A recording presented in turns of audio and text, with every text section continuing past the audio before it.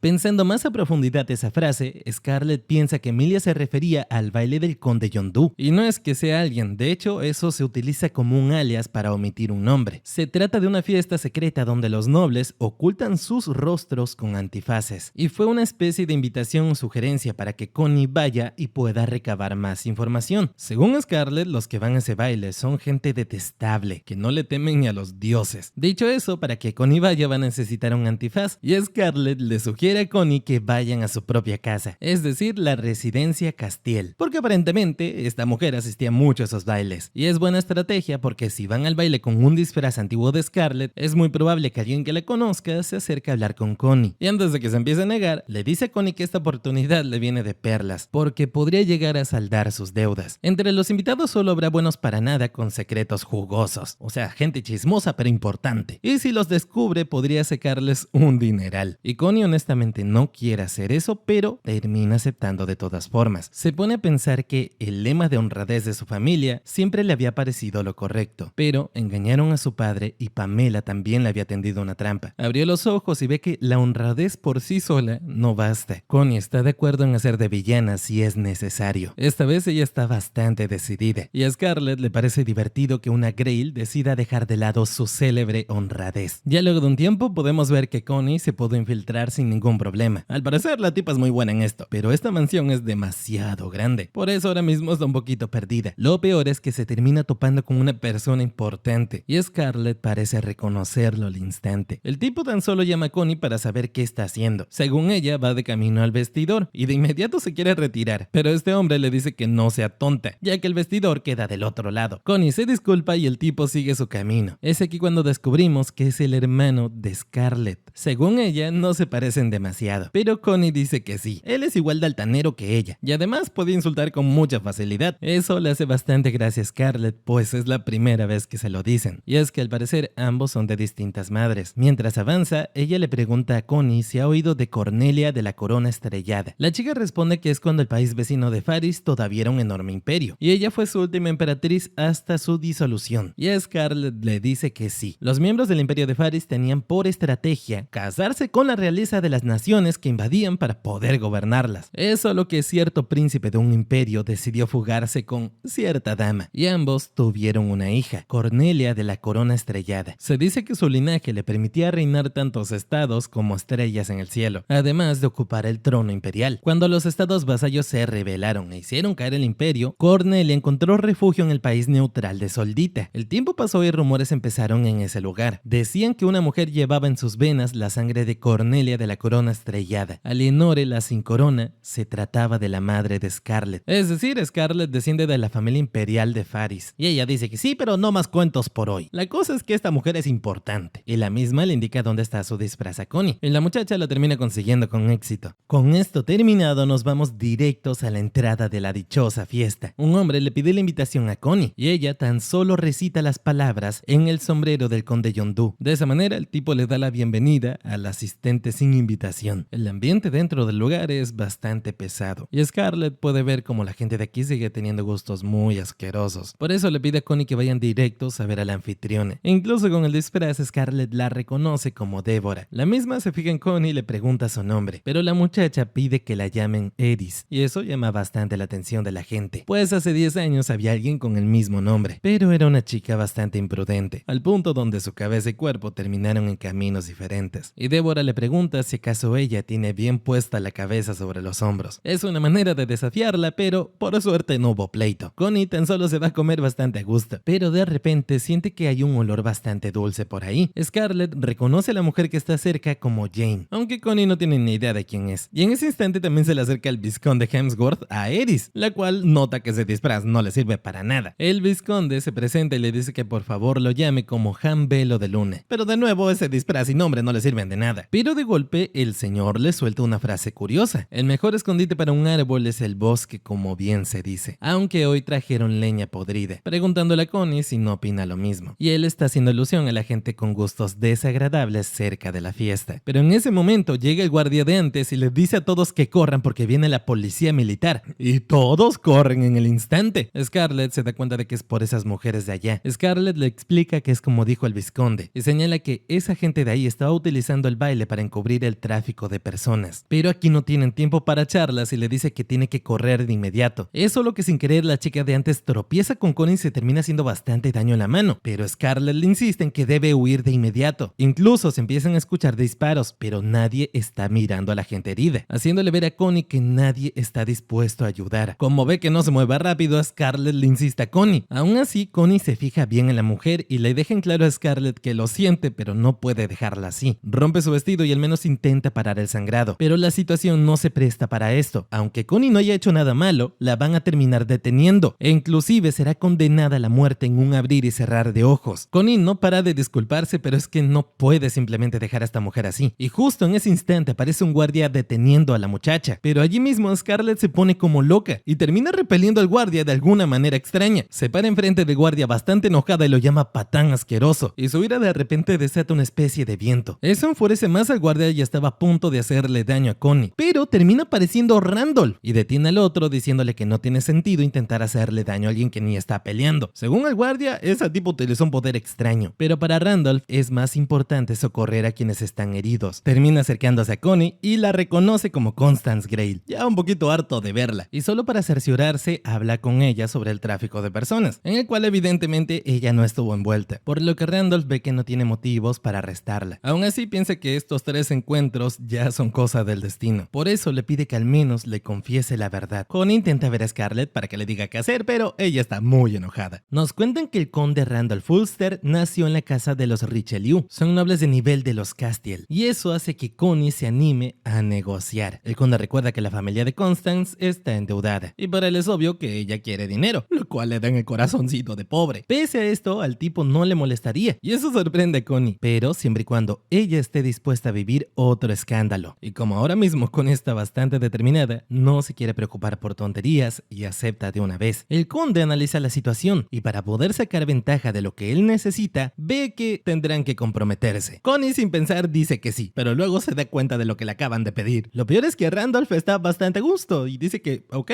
sí van a tener que comprometerse, aunque Connie no entiende qué acaba de pasar. Sin embargo, al poco tiempo vemos que se está celebrando dicha boda, aunque al vizconde Hemsworth no le gusta nada estar haciendo esto. Le duele en el alma, pero termina comprometiéndolos a los dos con la bendición de los dioses. Connie sigue sin saber qué está pasando y Scarlett sabía que algo así iba a pasar si se juntaban con este tipo. Volviendo cuando comenzaron a hablar sobre esto, él le sugirió a ella que se iba a poder saldar de la deuda haciendo esto. Y además, él tendrá un pretexto para poder vigilarla. Y no hay problema porque pronto podría cancelar su compromiso. Eso es lo que son demasiadas ventajas y Connie no entiende. Pero según Randolph tiene sus razones. Puede parecer infantil, pero él le dice que él no se quiere casar. Es un poco raro porque Connie sabe que él sí estuvo casado una vez, precisamente con Lily Orlemunde, que falleció hace 2 años. Sea como sea, para Randolph es benéfico porque tenerla de prometida actúa como repelente para las otras y para que su familia no lo esté molestando. Pero ahora quiere pasar a lo que les compete. Connie le cuenta que su objetivo es limpiar el nombre de Scarlett Castiel por su falsa condena, aunque Scarlett no sabe por qué le contó tanto. Randolph honestamente cree que eso es una tontería, pero todo concuerda demasiado bien para que esté mintiendo. Y la mirada que tiene a veces se parece a las de Scarlett Castiel. Incluso varios pensarían que es ella en persona. Le dice que si quiere limpiar su nombre, está más que bienvenida. Aunque ya haya fallecido, su deseo de ayudar es admirable. Y Connie lo agradece, aunque técnicamente lo hace por un contrato raro que hizo con un fantasma. Aunque obvio, eso no se lo contó. Pese a esto, Randolph quiere saber si hay algo más que no le ha dicho. Y ella recuerda aquello que estaba relacionado con Lily. Pero Scarlett le advierte a Connie que no le hable sobre eso. Por eso decide callarse. Y aún con esto, el conde decide decirle a la señorita Grayle que le va a dar una advertencia para su futuro. Le dice en la cara que en realidad ella es demasiado mala mintiendo. Pero bueno, al menos el tipo es caballeroso y no decide indagar más por ahora. Y ya por fin volviendo al presente, Scarlett intenta preguntarle a Connie qué es lo que piensa hacer ahora. Básicamente porque ahora ya no van a tener ese contrato donde Scarlett la iba a ayudar a ella. Y no hay motivos para que Connie la ayude de vuelta. Por eso se apena tantito. Pero eso le causa mucha gracia a Connie. Debido a esto, Connie también le cuenta que hace poco ella se resignaba con importancia ante cualquier problema superior hacia ella misma. Es decir, le era muy fácil rendirse. Por dentro, siempre que pasaba algo, gritaba que alguien la ayudara. Y bueno, llegó un día donde efectivamente alguien apareció para hacerlo. Y esa persona es exactamente Scarlett. Ahora que lo piensa, jamás tuvo la oportunidad de hacerlo o se olvidó, pero le da las gracias en ese instante a Scarlett y le dice que ahora es el turno de ella para poder ayudarla. Una honestidad tan bruta tan solo toca el corazoncito de la fantasma, que la llama idiota. Por el lado de Randolph podemos ver como un colega suyo comienza a quejarse bastante. Le cuenta que las personas a quienes lograron capturar terminaron quitándose la vida utilizando veneno. Y para todos es bastante sabido que hay que atarlos para evitar que hagan eso. Pero justamente el guardia que quiso hacerle daño a Connie es el que no lo hizo y está enojado con ese tipo. Randolph pregunta si ellos tenían tatuado un sol, pero según el típido y con educadas palabras dice que les revisó hasta el culo y no encontró ningún tatuaje. Por ello, Randolph ve que no pertenecían a la organización llamada Dae Galus y se pregunta si acaso esas personas fueron utilizadas. Según su amigo, es bastante obvio que sí. Por otra parte, le pregunta qué pasó con Constance, ya que sabe que también estuvo involucrada. Le pregunta a su amigo si acaso le interrogó, pero Randolph le dice que no hace falta, porque ambos están comprometidos. Hay un silencio muy incómodo y él le pregunta de qué rayos está hablando. Según Randolph, mañana justamente se va a ir con ella a la casa de verano El Baite. Él le cuenta que va a volver un poquito tarde, pero su compa no termina de creerse lo que acaba de decir. Y mientras él vive esto, su querida prometida está muy a gusto comiéndose un pie. Al poco tiempo ambos terminan llegando hacia donde está este lugar que dijeron y se presentan ante el príncipe heredero, Enrique Aldevide, quien aparentemente es amigo de Randolph. Pero por supuesto, desde la perspectiva de Scarlett, ese es el hombre que rompió su compromiso. Justo allí se termina presentando la princesa consorte Cecilia Aldevide. Bastante animada, ve a Connie, le parece bastante sencilla y adorable, lo cual agrada mucho a Connie, pero según Scarlett no es un halago. La princesa, muy animada, le pregunta si la puede llamar Connie y no tiene problemas.